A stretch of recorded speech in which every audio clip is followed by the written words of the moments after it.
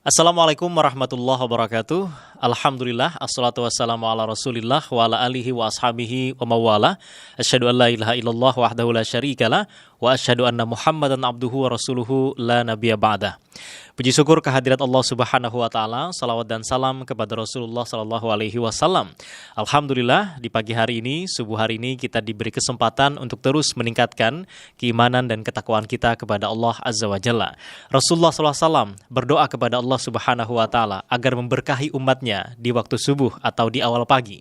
Dan semoga kita termasuk orang-orang yang beruntung itu, orang-orang yang mendapatkan keberkahan. Dan keberkahan didapatkan dengan menjalankan ketaatan kepada Allah, dan ketaatan tersebut tentu akan bermakna ketika kita memiliki ilmu yang bermanfaat, ilmu yang akan membawa kita selamat di dunia dan juga selamat di akhirat. Ilmu tidak datang dengan sendirinya, tapi ilmu harus kita cari. Dan Alhamdulillah, Masjid Al-Irsyad Surabaya memfasilitasi kita untuk mendapatkan ilmu-ilmu yang bermanfaat. Dan kali ini kita berjumpa dalam program baru dari Masjid Al-Irsyad Surabaya yang rutin dilaksanakan setiap hari Jumat jam 5 pagi untuk mengawali pagi, mengawali hari dengan ilmu, sehingga hari-hari kita mendapatkan bimbingan dari Allah Subhanahu wa taala. Selamat mengikuti, selamat menikmati, dan selamat menjadi orang-orang yang diberkahi Allah Azza wa Jalla.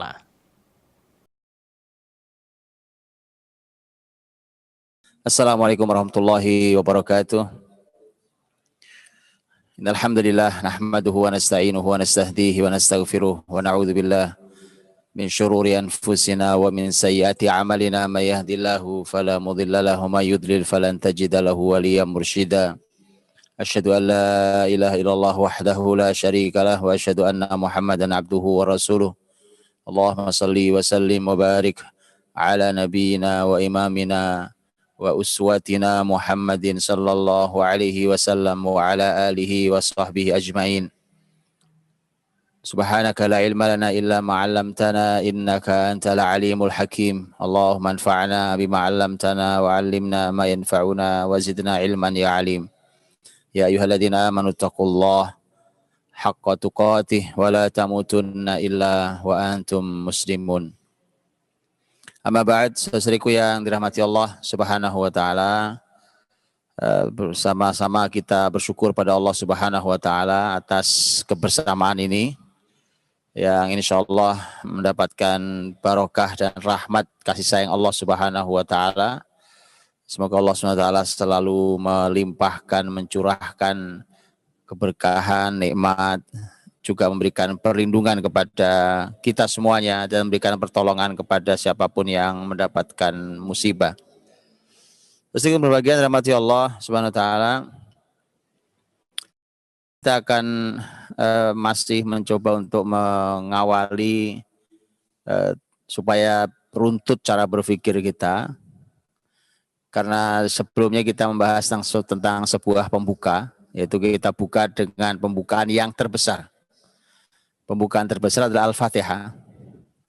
Hari ini kita akan mencoba memasuki Al-Quranul Karim, dan kita akan melihat apa isinya secara umum.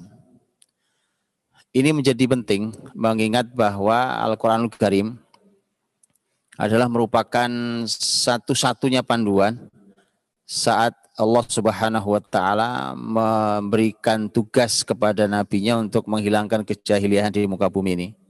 Tidak ada kurikulum lain, tidak ada hal yang lain. Yang ada adalah Allah Subhanahu wa taala memberikan wahyu dan memberikan bimbingan kepada Rasulullah Muhammad sallallahu alaihi wasallam. Para ulama menyampaikan bahwa Al-Qur'anul Karim yang turun sepanjang dakwah Nabi Shallallahu Alaihi Wasallam yang sampai 22 tahun lebih itu, ternyata Al-Quran ini begitu dilihat oleh para ulama itu ternyata terbagi menjadi 3 tema besar. Kita lihat dulu tema besar ini. Kalau kita pahami dengan baik, maka mudah-mudahan kita mengerti apa maunya Quran. Dan mudah-mudahan kita tahu Al-Quran ini bagaimana bisa melahirkan generasi hebat. Bagaimana Al-Quran ini bisa mengeluarkan manusia dan peradaban manusia ini dari kejahiliahan menuju adab yang tinggi. Untuk itulah maka kita harus kenali Al-Quranul Karim. Al-Quranul Karim ini para ulama mengatakan bahwa secara umum ada 3 tema besar dalam Al-Quran. Di Al-Quran ini tema besarnya ada 3. Tema besar yang pertama adalah tentang akidah. Tentang akidah, tentang keyakinan orang beriman, ini tema pertama. Tema yang kedua adalah at-tasyri'at, yaitu berbagai macam aturan hukum, syariat. Kemudian yang ketiga adalah al-qasas, kisah-kisah. Ini menarik sekali. Lihat bagaimana sebuah kitab suci, jadi pandang Al-Quran ini sebagai sebuah kurikulum yang berhasil melahirkan satu generasi, yang generasi itu berhasil mengubah zaman. Di mana generasi itu kemudian berhasil mengeluarkan seluruh manusia yang zalim, yang jahil menuju manusia yang berpendidikan, alim dan berperadaban. Dan Al-Quran ini dengan sebagai posisinya sebagai satu-satunya kurikulum yang ada untuk mengubah itu sebesar itu, harus melahirkan generasi sehebat itu, ternyata isinya 3 ini. Mari kita renungi baik-baik 3 hal ini. Yang pertama adalah akidah, yang kedua adalah tasyri'at atau hukum-hukum syariat, kemudian yang ketiga adalah kisah-kisah. 3 hal ini kita harus pandangi secara utuh supaya kita tahu. Akidah itu berhubungan dengan keyakinan. Karenanya tidak mungkin kita akan membahas tentang sebuah kebangkitan, peradaban, generasi istimewa yang hebat, tapi mereka tidak punya keyakinan. Mereka generasi yang kosong. Orang itu kalau punya keyakinan gampang ukurnya. Orang punya keyakinan itu namanya yakin. Kita tahu kata yakin. Yakin itu maknanya adalah dia pegang kuat keyakinan itu, tertancap dalam dirinya dan dia tidak mudah goyang oleh apapun. Itulah yang bisa kita baca umpamanya bagaimana Allah Subhanahu wa taala memberikan perumpamaan. Daraballahu mathalan kalimatan thayyibatan kasyajaratin thayyibatin asluha tsabit wa far'uha fis sama' tu'ti ukulaha kulla hinin bi'idni rabbiha. Allah membuat perumpamaan tentang kalimat thayyibah, dan para ulama mengatakan itu adalah Islam.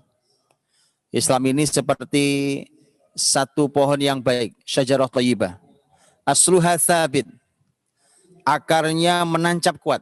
Wa far'uha fis sama'. Nah, dampak dari akar yang menancap kuat itu kemudian far'uha fis sama'. Dia rantingnya, daunnya itu menyeruak ke angkasa. Tu'ti ukulaha kulla hinin bi'idni rabbiha. Dan dia memberikan buahnya setiap saat sesuai dengan izin Rabb-nya. Nah, sesuai dengan rahmat Allah Subhanahu wa taala, itu tentang Islam tuh. Jadi Islam itu karakternya dia mengakar sangat kuat, kokoh sekali. Jadi kalau hari ini umpamanya kita melihat di generasi kita umpamanya ada mudah sekali diombang-ambingkan oleh tren atau oleh budaya tertentu, ya. Jadi hari ini timur, besok barat, atau besok barat kemudian hari ini timur, besok lagi utara, besok selatan, ya. Dulu Hollywood pindah ke Bollywood, kemudian setelah itu ke drakor umpamanya. Yakinlah bahwa ada masalah serius pada generasi ini, karena generasi yang hebat itu tadi, kalau dia pegang Islam kuat-kuat, dia akan memiliki akar yang kokoh, asluha tsabit. Dan itulah akidah tuh. Akidah kata aqada itu artinya ikatan. Jadi kalau kita membuat ada tali kemudian kita ikat, kita buat simpul ikat, itu namanya akidah, itu aqada. Dia buat ikatan yang ikatan itu, jadi manusia ini harus mengikatkan dirinya kepada Allah Subhanahu wa taala. Keyakinan kita pada Allah Subhanahu wa taala, keyakinan kita kepada hari akhir, keyakinan kita dengan segala macam iman itu, akidah itu maka artinya kita mengikatkan diri di situ. Jadi ini bukti juga bahwa manusia itu tidak mungkin hidup bebas. Jadi kalau ada orang yang menuntut kebebasan dalam makna sebebas-bebasnya, maka itu mustahil. Karena manusia ini kalau tidak menghamba pada Allah, pasti dia akan menghamba pada makhluk. Itu sudah pasti. Tinggal pilihannya. Tinggal pilihannya mau menghamba kepada siapa. Nah, untuk itulah maka kemudian dia harus punya keyakinan mengikatkan diri, dan itu keyakinan yang sangat kokoh sekali.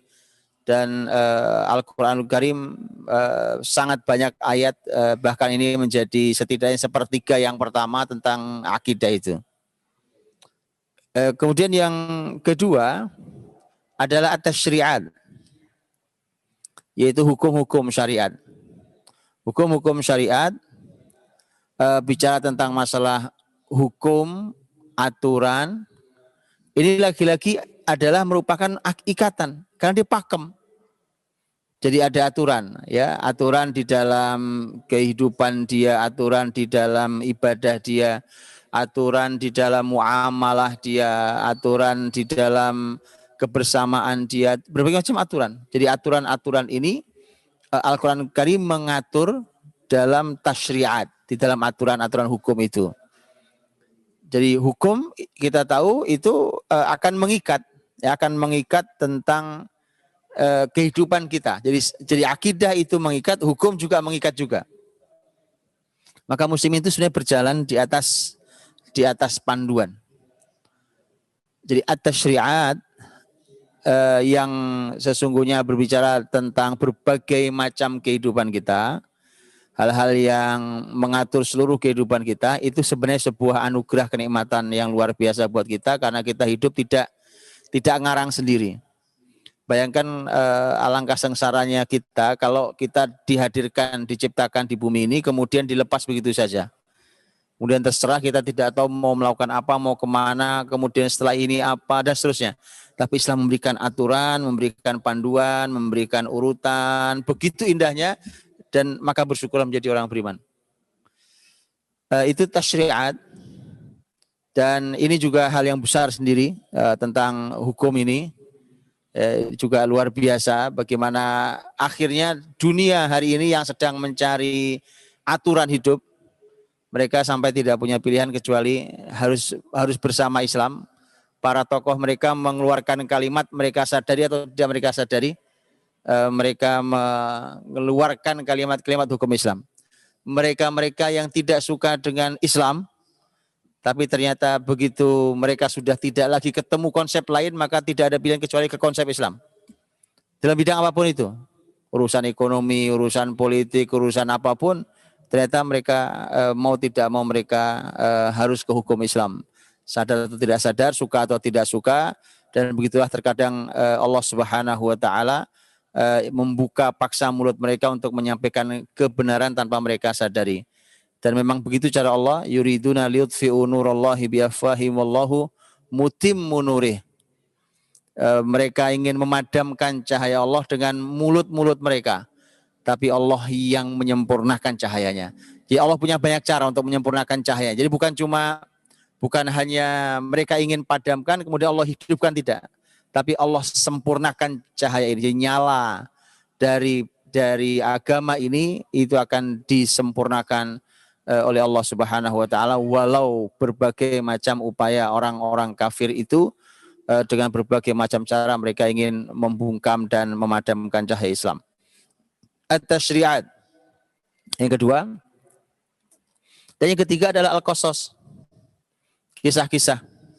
Nah, kisah-kisah ini berarti sejarah, karena Al-Quranul Karim itu tidak mencantumkan kisah-kisah fiktif.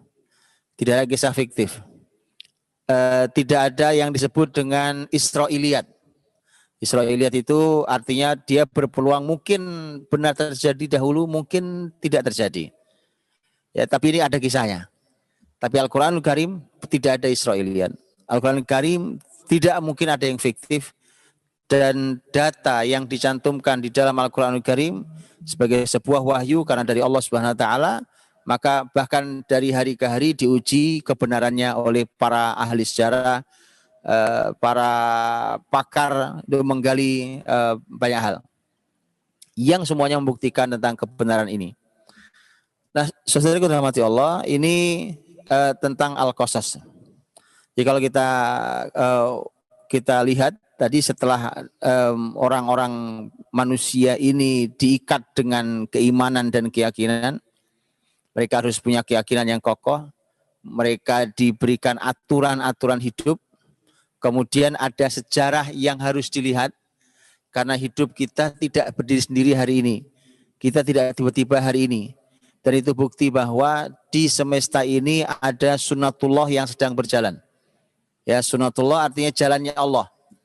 Jadi ada yang sedang berjalan, yang dari zaman ke zaman ada aturan yang sama. Ada sunnatullahnya. Dan dia berulang. Itu kenapa para ahli sejarah mengatakan bahwa at-tarikhu yu'idu nafsahu. Sejarah itu mengulangi dirinya sendiri. Karena ada pakem yang sama pada sunnatullahnya. Jadi kalau Al-Quran mencantumkan tentang kisah Fir'aun, maka kalau di setiap zaman ada Fir'aun, ya dia akan zalim seperti Fir'aun. Tetapi dia akan berakhir seperti Fir'aun di dalam kekalahan dan kehinaan. Baik, ini 3 hal yang merupakan isi besar dari kurikulum utama ini. Kemudian kalau kita melihat dari sisi bagaimana turunnya, urutan turunnya, ada data yang juga menarik. Di hadapan kita ada 2 hal, yang 2 ini dibatasi oleh Makkiyah Madaniyah. Jadi Makkiyah itu adalah surat-surat atau ayat-ayat yang turunnya sebelum Nabi hijrah ke Madinah. Jadi Nabi masih ada di Mekah, jadi belum hijrah ke Madinah, itu Makkiyah. Madaniyah berarti ayat-ayat surat-surat yang turun setelah Nabi hijrah ke Madinah. Ini Makkiyah Madaniyah. Para ulama tafsir mengatakan bahwa ternyata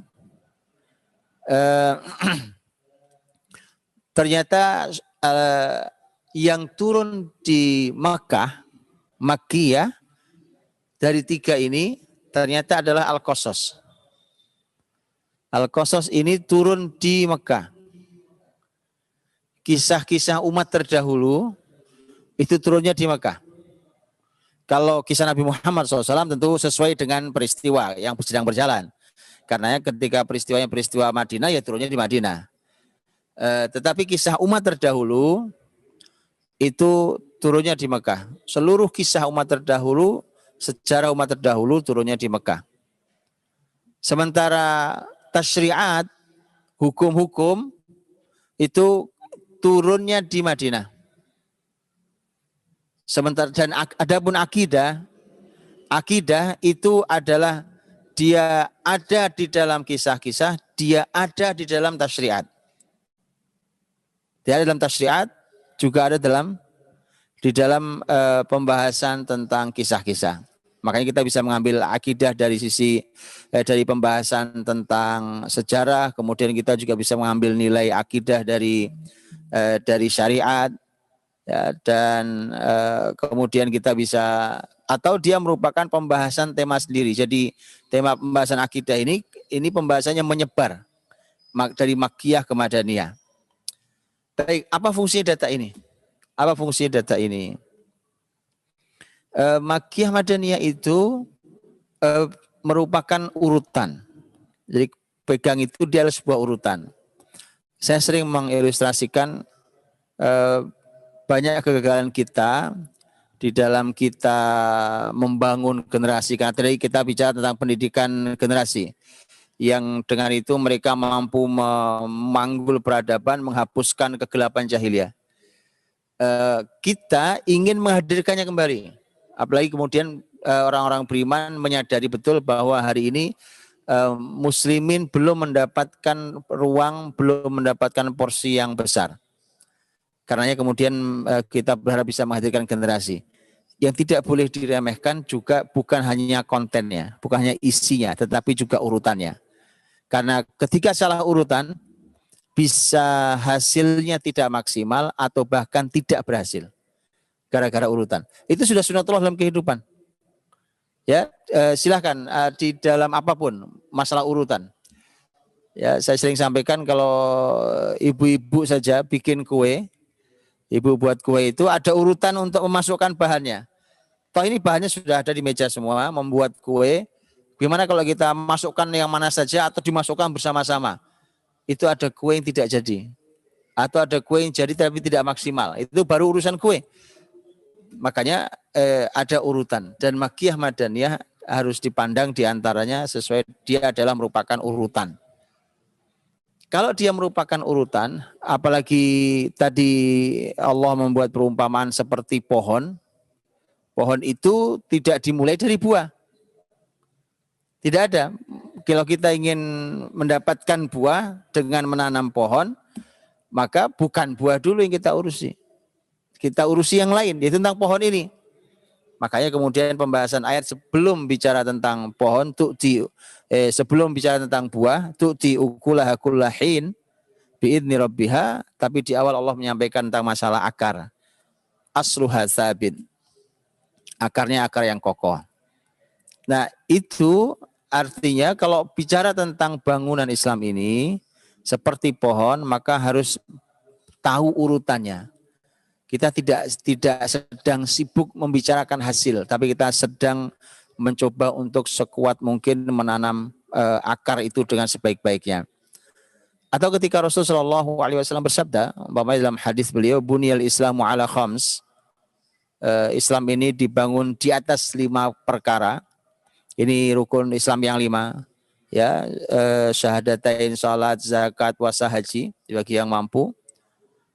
Nabi menggunakan kata buniyal Islam, dibangun.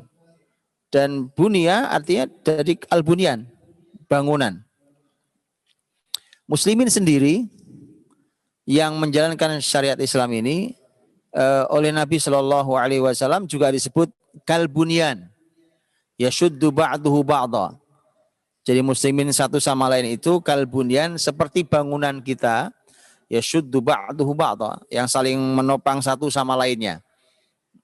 Ya, antara pondasinya, tiangnya, lantainya, atapnya, semua itu saling menopang sampai dia menjadi bangunan. Bahkan bangunan yang bisa menjulang tinggi sampai menyapa awan. Ini adalah bangunan. Ketika kita ingin memiliki itu, maka tentu yang kita bicarakan di awal sekali tentu adalah tentang bagaimana memulainya, jadi dari awalan. Terus itu bertahap sampai selesai dengan izin Allah Subhanahu wa taala. Baik, dengan itu maka memandang Makkiyah Madinah menjadi menarik. Ketika di Makkiyah ternyata Allah Subhanahu wa taala menurunkan sangat banyak kisah. Jadi Mekah itu dipenuhi dengan kisah-kisah. Jadi kalau boleh kita rata-rata begini, apapun masalah yang dijumpai Nabi Muhammad SAW, solusinya adalah baca sejarah. Kurang lebih itu. Ya, jadi kurang lebih begitu. Jadi istilahnya saking banyaknya kisah. Kalau kisah itu sepertiga Al-Quran, ya kalau kisah itu sepertiga Al-Quran, kemudian yang sepertiga itu turunnya semuanya di Mekah. Ini kisah umat terdahulu ya, dimaksud dengan sejarah umat terdahulu. Turunnya di Mekah, maka kita bisa membayangkan bahwa Mekah itu dipenuhi dengan kisah-kisah, dengan sejarah.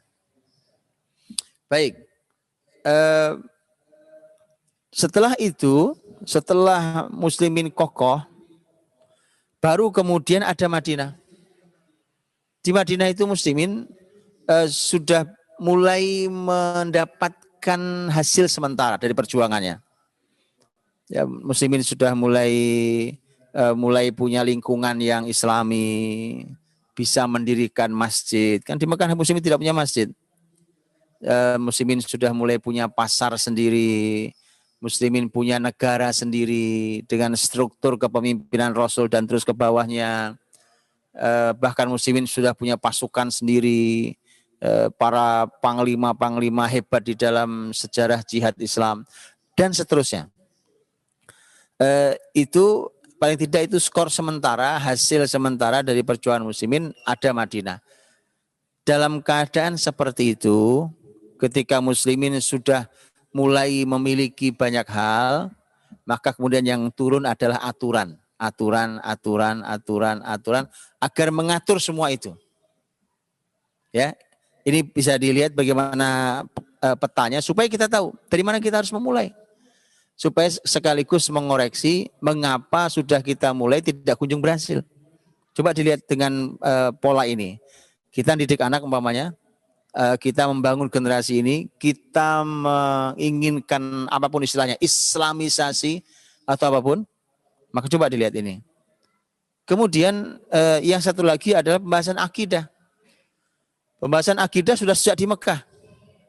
Kita tahu bahwa ayat-ayat yang berbicara tentang khusus umpamanya tentang Allah, tentang hari akhir, ya, kita tahu bahwa itu banyak sekali ayat-ayat yang diturunkan di Mekah.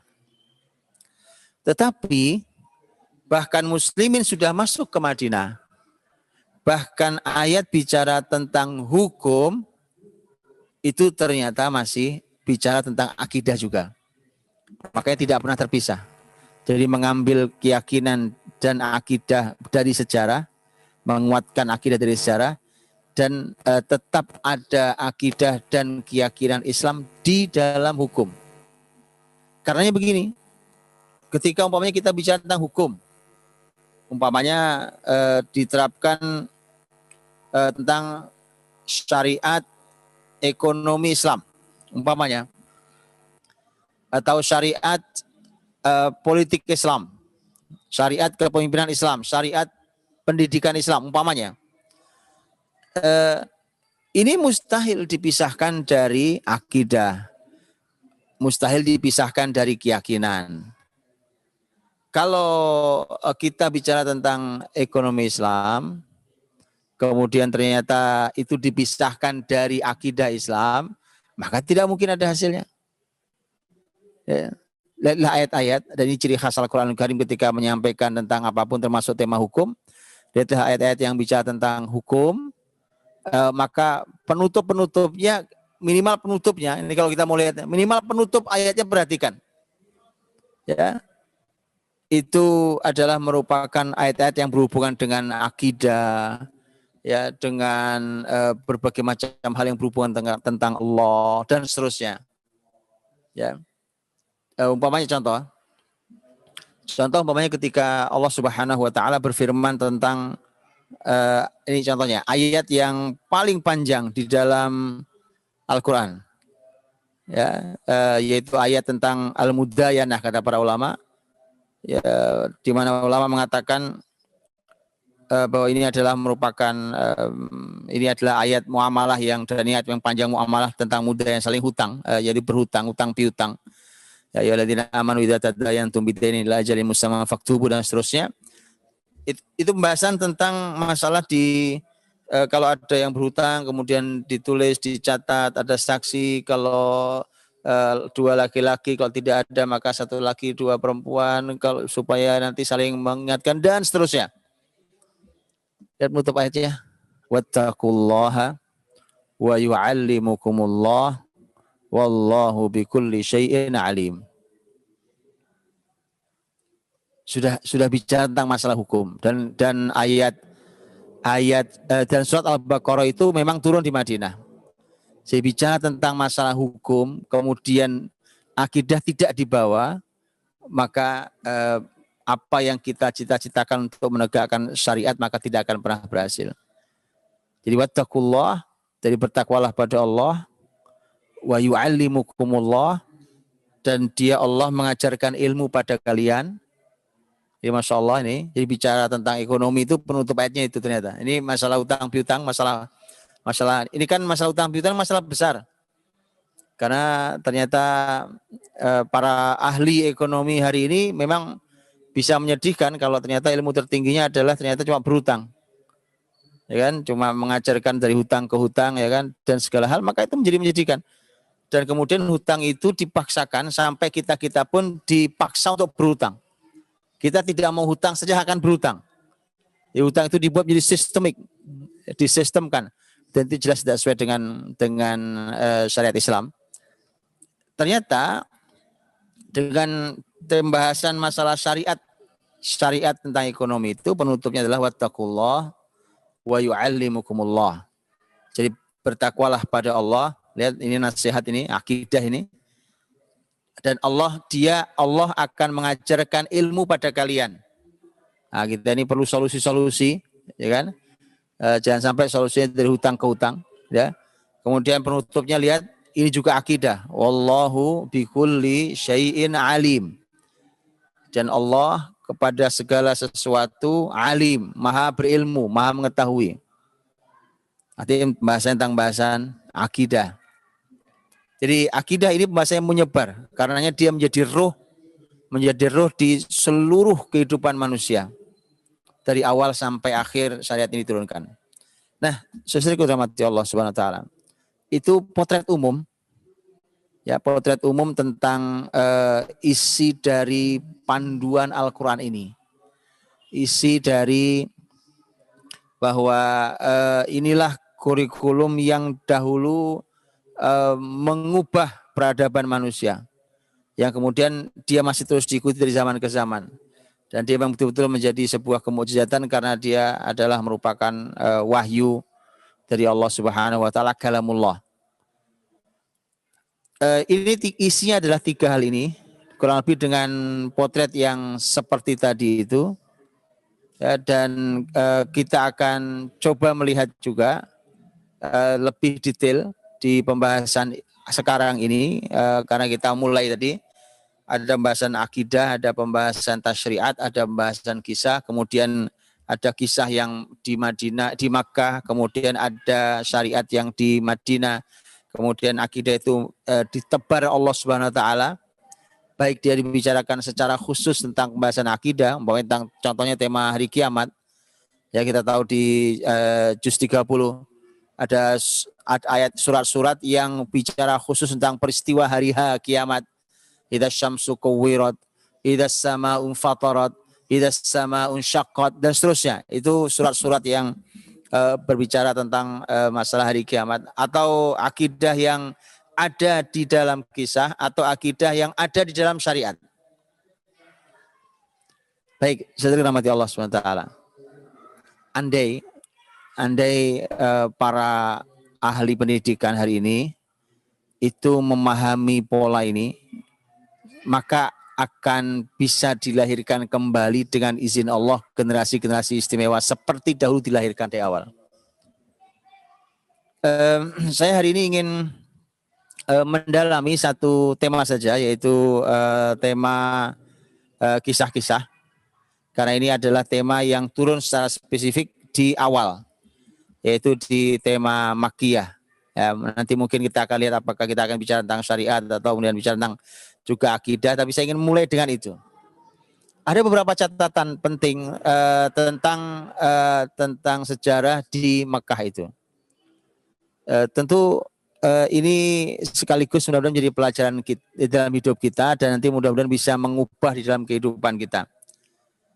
Baik, tadi sudah kita sampaikan bahwa Mekah itu memberikan pondasi dasar, membuat akar, kemudian untuk nanti mengokohkan bangunan dan pohon sekokoh apapun itu, agar dia menghasilkan buahnya. Kisah atau sejarah umat terdahulu diletakkan di posisi itu, maknanya adalah bahwa ternyata sejarah itu adalah merupakan ilmu yang paling efektif dan paling produktif, ilmu yang paling menghasilkan untuk membangun pondasi, untuk menguatkan akar. Itu simpulannya. Untuk menguatkan akar. Jadi sejarah ini, catatannya sejarah ya, sejarah ini adalah merupakan metode yang paling efektif untuk menanam akar. Nah, kalau sudah begitu, itu metode Qur'ani. Kalau sudah begitu, maka di dalam pendidikan kita, baik di dalam rumah kita, di lingkungan kita, di masyarakat kita, harusnya di aturan negara, karena ini juga berhubungan dengan sekolah dan kampus-kampus, ya, maka sejarah itu semestinya menempati posisi yang sangat penting untuk menguatkan akar, untuk membangun pondasi. Jadi rahmati Allah Subhanahu wa taala, sejarah ini ketika dia dipakai untuk membangun pondasi dan di Quran saja dia menempati ruang sampai sepertiga Quran. Kalau diizinkan mestinya kita akan memberikan ruang yang sangat besar, memberikan ruang sangat besar di dalam pendidikan kita, ya paling tidak seperti Quran, yaitu sepertiga, gitu ya. Itu artinya akan merombak kurikulum kita, ya akan merombak kehidupan kita. Kalau sampai kita minta untuk sepertiga, maka itu akan merombak. Bagaimana tidak? Saya melihat ada hal yang menyedihkan di generasi ini ketika mereka tidak mengenali bahkan sejarah negerinya sendiri. Tanya pada anak-anak muda hari ini, mungkin yang seusia saya dahulu masih merasakan pelajaran-pelajaran tentang sejarah Indonesia itu tertancap begitu kuat ya, gitu ya. Hari ini generasi kita bahkan tidak mengenali negerinya sendiri. Ini menyedihkan. Ya, sementara kita ini tidak hanya punya kewajiban untuk mengenali negerinya, negeri kita sendiri ini, tapi kita ini Muslim sehingga kita juga harus mengenali tentang sejarah Islam ini. Nah, jadi sejarah ini ketika dia merupakan pondasi, maka berarti kalau pondasi dia dibangun yang pertama. Namanya pondasi kan tidak mungkin kita tiba-tiba bicara buah, kita bicara yang pertama adalah akar, asluha tsabit. Atau ketika bicara bangunan maka kita bicara pertama adalah masalah pondasi. Ketika bicara masalah pondasi, yang tadi saya sebutkan menguatkan generasi ini, mengokohkan duduknya pohon, ya dan berdiri tegaknya bangunan, maka itu artinya kita harus memikirkan tentang kurikulum sejarah, tapi sejarah yang menghidupkan. Ini PR buat kita nih, sejarah yang menghidupkan.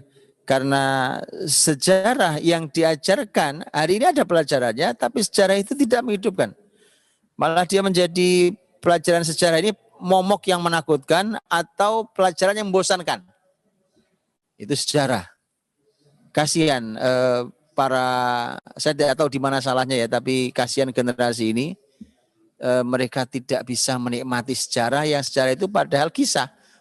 Dan fitrahnya orang ya, suka manusia itu dari mulai anak kecil sampai orang tua itu suka dengan kisah.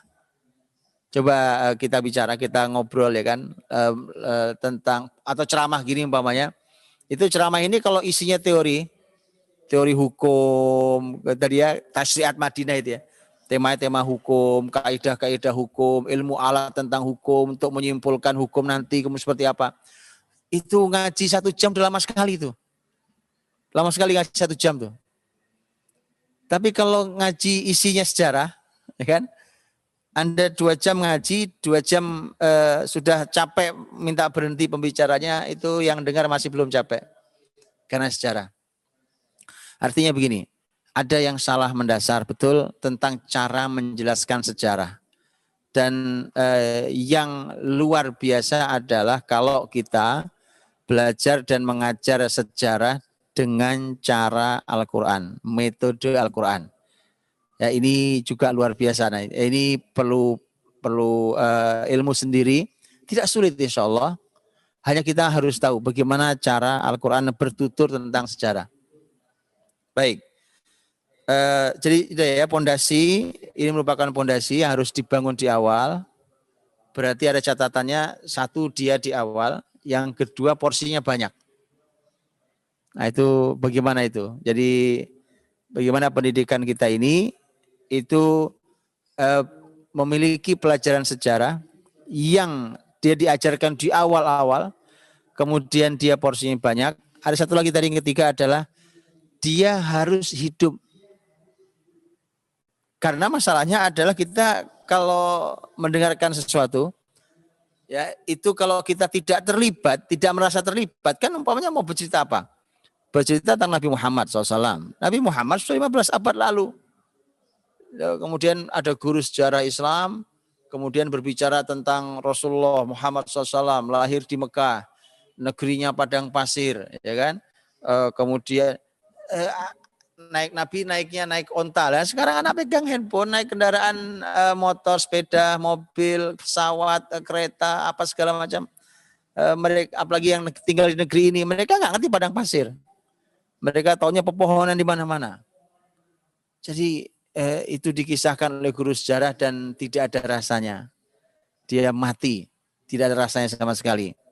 Akhirnya anak-anak yang mendengarkan ya bosan mendengarnya, ya kan? Yang paling serem adalah mereka membayangkan ujiannya, gitu ya. Karena setelah itu mereka harus ujian dengan deretan nama, deretan angka tahun, dan deretan nama peristiwa. Wah, itu udah paling membosankan. Indah metode Quran. Kalau kita mau mengajar sejarah, kalau menggunakan metode Quran itu sejarah itu menjadi sesuatu yang basah. Basah sekali dia dengan makna, dengan ruh. Bertutur sejarah kita bisa menangis. Bertutur sejarah kita bisa bersemangat. Bertutur sejarah, tiba-tiba kita punya ide, inspirasi besar yang bahkan kita lihat di lapangan belum ada. Ya, bertutur sejarah kita punya motivasi untuk bergerak. Ya, bertutur sejarah kita memiliki kekuatan yang hadir begitu dahsyatnya. Ya, itu sejarah tuh. Sampai seperti itu. Umpamanya begini. Ketika kita membaca umpamanya sejarah tentang peristiwa yang sangat menyakitkan di kehidupan Nabi Shallallahu Alaihi Wasallam, yang itu juga diabadikan Al-Quranul Karim, dipotret oleh Al-Quranul Karim. Di satu sisi ada buku sejarah yang membahas tentang peristiwa Haditsul Ifki atau peristiwa tuduhan bohong, tuduhan dusta kepada Ummul Mukminin Aisyah radhiyallahu anha setelah peristiwa perang Bani Mustalik. Kemudian setelah itu turun surat An-Nur yang menyatakan kesucian Aisyah radhiyallahu anha, sekaligus menjadi catatan sejarah, jadi pengikat catatan sejarah bahwa pernah terjadi peristiwa seperti itu, tapi dia berubah menjadi hukum. Ini juga metode bertutur Quran. Ya, metode bertutur Quran. Ini kan sebuah peristiwa dalam sejarah, yaitu Haditsul Ifki. Kan peristiwa ini bisa kita potret macam-macam. Umpamanya, kalau kita mau memotret tentang sisi wanita, karena yang tertuduh Aisyah radhiyallahu anha, itu akan menjadi pembahasan besar sendiri. Atau kita mau membahas dari sisi rumah tangga. Karena ini tentu Aisyah yang tertuduh, Rasul ikut guncang. Karena Nabi SAW sampai harus diskusi, bertanya kepada siapa saja, kepada Ali bertanya, pada Usamah bertanya. Terbayang tidak? Berapa usia Nabi waktu itu? Konsultasi pada Usamah, berapa umur Usamah saat itu? Bocah. Oh, Nabi wafat saja umurnya Usamah baru 17 tahun. Ya kan? Rasul sudah usia berapa harus konsultasi pada Usamah, bertanya pada Ali bin Ali masih lumayan, sudah lumayan secara usia. Artinya usia muda, tapi di atas Usamah jauh. Kemudian Nabi SAW bertanya kepada pembantu yang ada saat itu dan seterusnya. Nabi berubah sikapnya. Ini contoh, kita bisa memotret dari sisi umpamanya sisi keluarga. Kisah ini umpamanya bisa juga kita potret dari sisi sosial.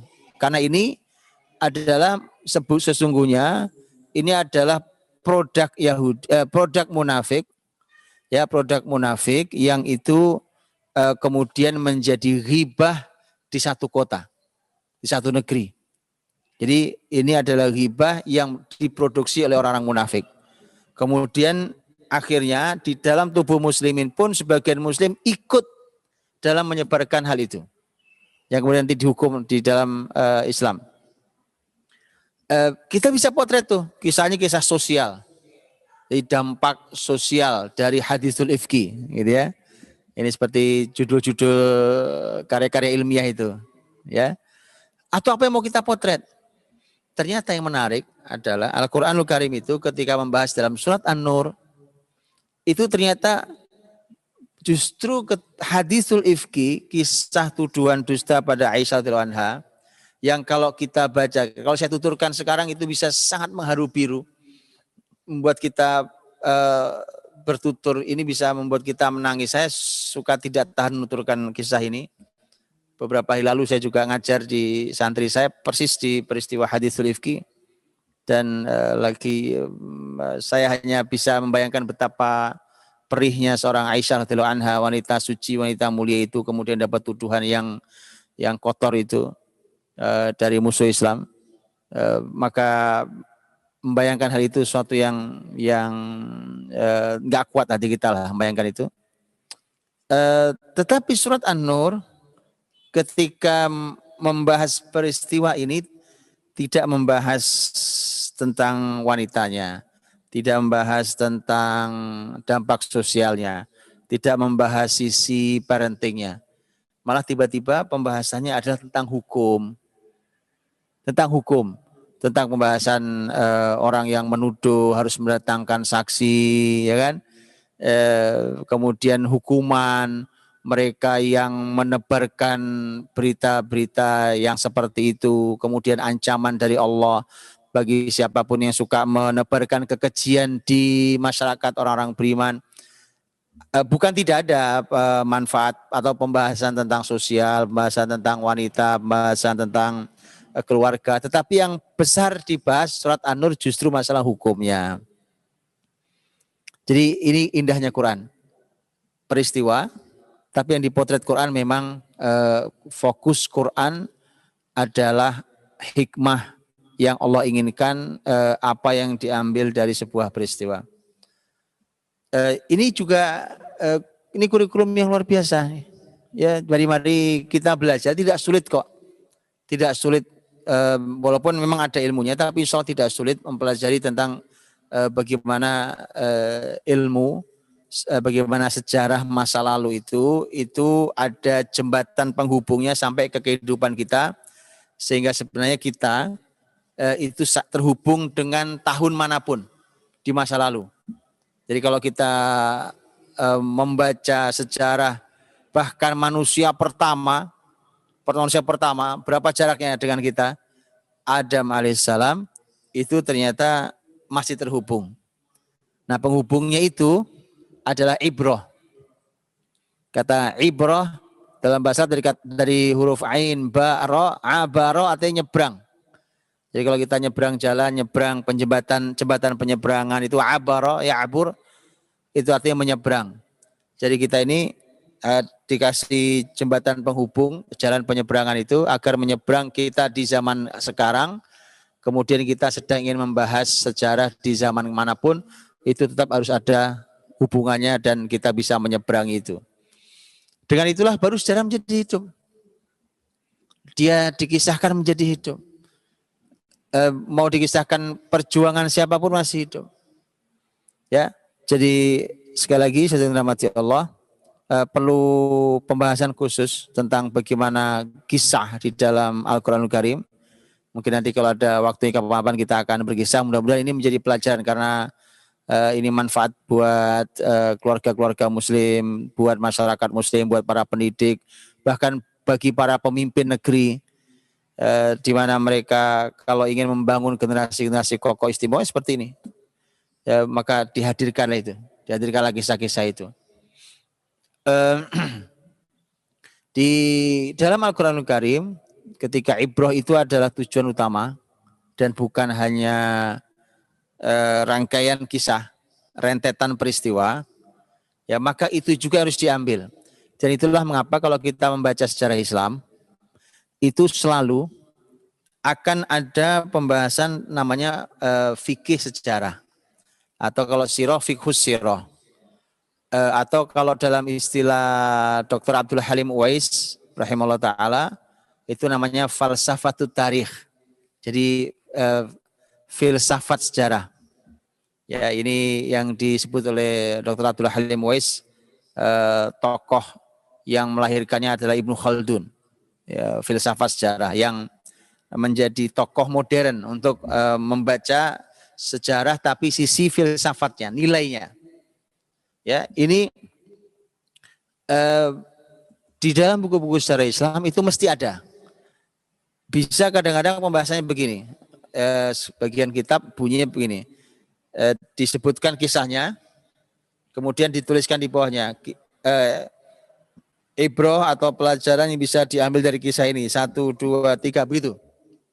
Atau kadang-kadang membahas apapun itu selalu ada kalimat yang diselipkan oleh penulis buku, oleh para ulama tentang sebuah nilai dari sebuah sejarah.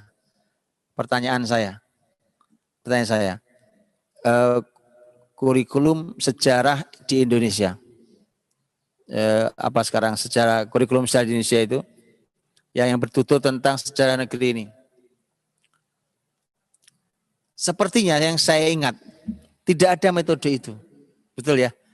Yang ada adalah ini sejarah, umpamanya sejarah apa nih? Sejarah tentang perjuangan meraih kemerdekaan, gitu ya. Sejarah tentang tokoh pahlawan siapa, ya disebutkan. Itu bukunya di kurikulumnya ditulis tokohnya atau peristiwanya, kemudian diungkapkan selesai. Pertanyaannya adalah, ada tidak ibroh di situ? Kalau para ulama Islam tulis pasti ada ibrohnya. Bukalah fiqhus sirah, atau enggak usah fiqhus sirah. Kalau fiqhus sirah ditulis memang untuk mengambil pelajaran hikmahnya. Tidak usah itu. Ambil buku sejarah yang bukan fiqhus sirah. Contoh yang mungkin yang banyak dikenal oleh masyarakat karena buku terjemahannya banyak ya. Umpamanya kitab Ar-Rahiqul Makhtum, Sirah Nabawiyah. Itu kan bukan fiqhus sirah. Itu buku sejarah kehidupan Rasulullah Muhammad SAW dituturkan secara berurut dari beliau lahir sampai beliau wafat. Nah itu adalah sejarah.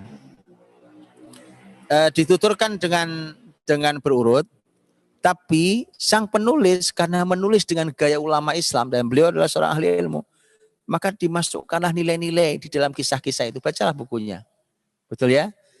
Diselipkan nilai-nilai itu. Apalagi yang fiqhus sirah, umpamanya yang kita kenal mungkin sudah ada banyak terjemahannya, fiqhus sirah, fiqhus sirahnya Muhammad Ghazali, fiqhus sirahnya Said Ramadan Al-Buti, umpamanya, atau Munir Ghotban, atau yang baru Dr. Ali As-Salabi. Kalau itu memang fiqhus sirah. Kalau fiqhus sirah jelas namanya juga fiqh sirah. Jadi mencoba memahami sirah ini dengan dalam dan mengambil pelajarannya. Maka itu lebih banyak pembahasan tentang masalah hikmahnya. Tapi sejarah Indonesia diajarkan di kelas-kelas kita. Setahu saya, wallahualam kalau yang baru saya mohon maaf kalau ada yang baru. Yang saya tahu, dahulu pun saya belajar dan beberapa buku yang saya baca tidak ada. Ada hikmahnya gitu. Pokoknya Pangeran Diponegoro. Bahas Pangeran Diponegoro. Dari mulai namanya, sejarahnya, latar keluarganya, terus sampai perjuangannya, ya kan, menjadi pahlawan besar di negeri ini dengan seluruh perjuangannya dan seterusnya. Oke? Di buku itu ditulis tidak pelajarannya buat anak-anak kita, apa pelajarannya? Kalau tidak diketahui, anak-anak kita mendengarkan Diponegoro siapa? Apa hubungannya sama saya? Gak ada hubungannya dengan saya. Emang kenapa saya harus dengarkan cerita ini? Ya? Nah, kurikulum yang mati ini diajarkan oleh guru yang mati. Padahal kalau kurikulum seperti ini pun, kalau gurunya hidup, bisa menghidupkan kok kurikulum ini. Gurunya pun mati. Dia hanya sekedar formalitas ngajar, tidak berpikir bahwa dia harus melahirkan anak-anak yang di hadapannya ini menjadi seperti tokoh hebat yang ada di hadapan saya ini. Nah, itu nggak terpikir. Nilai-nilai itu tidak terpikirkan. Ini ketika sejarah itu dituturkan murni dengan formalitas buku sejarah. Dan Quran adalah kitabullah yang bertutur tentang sejarah untuk kita dengan metode terbaik. Laqad kana fi qasasihim ibrah li ulil albab ma kana haditsa yuftara walakin tasdiqal ladzi baina yadayhi wa tafsila kulli syai' wa huda wa rahma liqaumi yu'minun. Akhir surat Yusuf. Sungguh pada kisah-kisah mereka terdapat ibrah, terdapat pelajaran bagi orang yang mau berpikir. Ini bukan ucapan yang dibuat-buat. Ini bukan fiktif, tidak ada yang fiktif. Tapi ini untuk membenarkan yang telah lalu. Untuk mengimani yang telah lihat. Pembahasan tentang tasdiqal ladzi baina yadayhi. Jadi pembahasan tentang iman, tentang keyakinan. Umpamanya kisahnya tentang kisah Nabi. Kisah tentang Nabi Allah tuturkan salah satunya adalah supaya kalian yakin bahwa dulu ada Rasul namanya Nuh alaihissalam. Dengan ini perjuangannya. Dulu ada Allah mengutus seorang Nabi Rasul namanya Hud alaihissalam. Ini perjuangannya. Jadi ada iman, tadi akidah yang tadi kita bahas, nah akidah itu. Dan itu masuk dalam bahasan iman, salah satu rukun iman. Al-iman bir-rusul. Iman kepada Rasulullah Subhanahu wa taala. Kemudian jadi pembahasan tentang sejarah ini yang harus dihidupkan tadi ya. Karena tentang Quran mengatakan tasdiqal ladzi baina yadayhi wa tafsila kulli syai, untuk mendetailkan segala sesuatu. Tafsil kulli syai. Ini luar biasa sebenarnya. Jadi Al-Qur'anul Karim yang di dalamnya diantaranya ada kisah itu dia berfungsi untuk mendetailkan segala sesuatu. Ini agak aneh sebenarnya. Kenapa aneh? Al-Quran itu rahasia mengapa Al-Quranul Karim itu selalu cocok di setiap zaman. Ya, itu Al-Quran banyak bertutur dengan menggunakan bahasa umum. Bahasa umum itu maknanya dia kalimat, kaidah-kaidah umum, pemikiran-pemikiran besar yang kaidah pemikiran besar itu kan bisa dipakai di setiap zaman.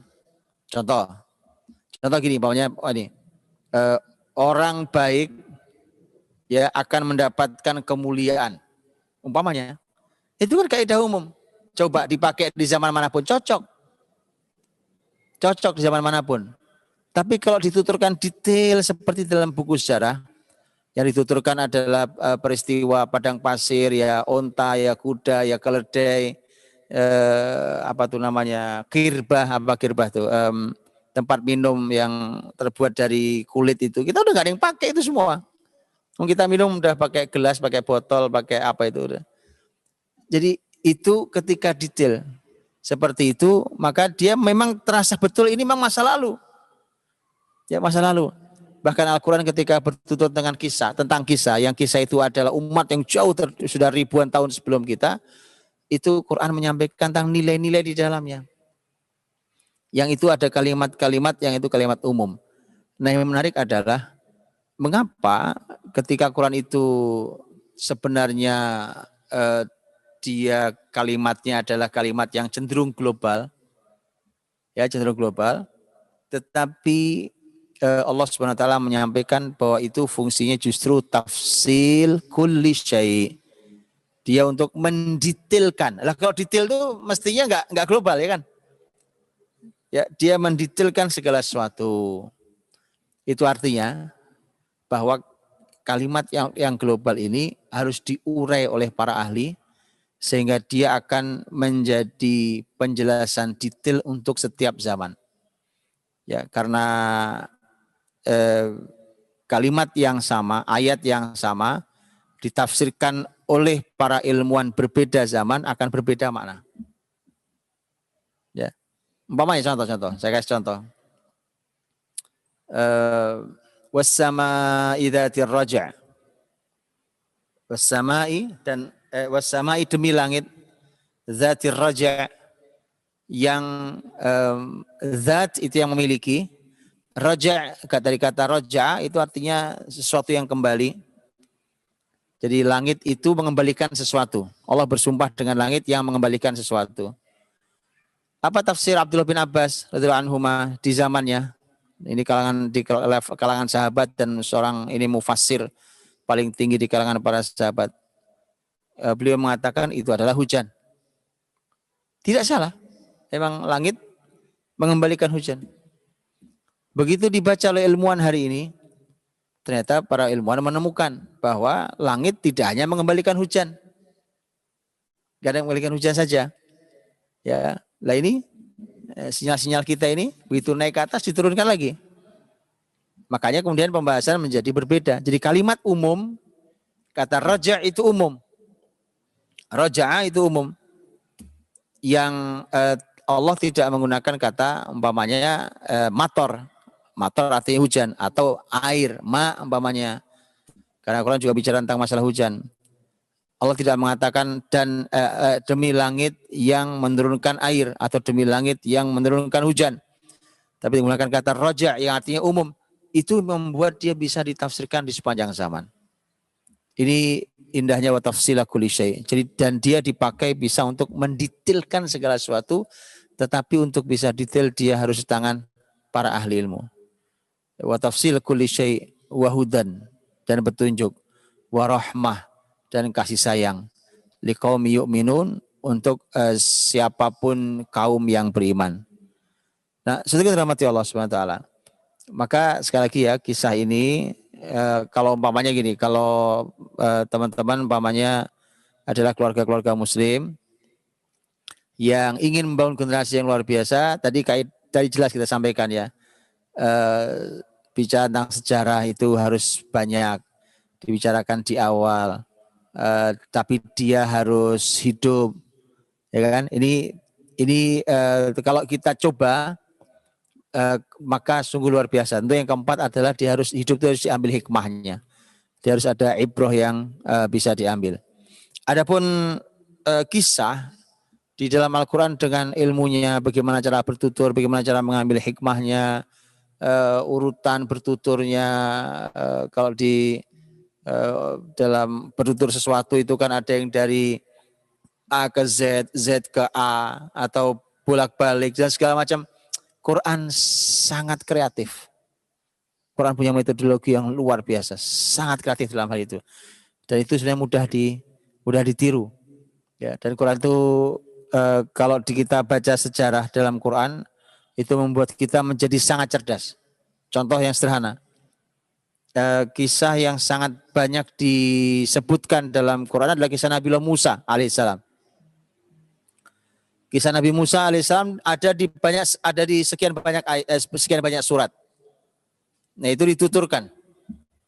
Para ulama tafsir mengatakan sesungguhnya tidak ada pengulangan dalam Quran. Jadi walaupun kalimat persis sama diulang, tapi dia punya penekanan makna yang berbeda. Karena dia berbeda ada di surat yang berbeda umpamanya, atau dia ada di rangkaian ayat yang berbeda. Oke.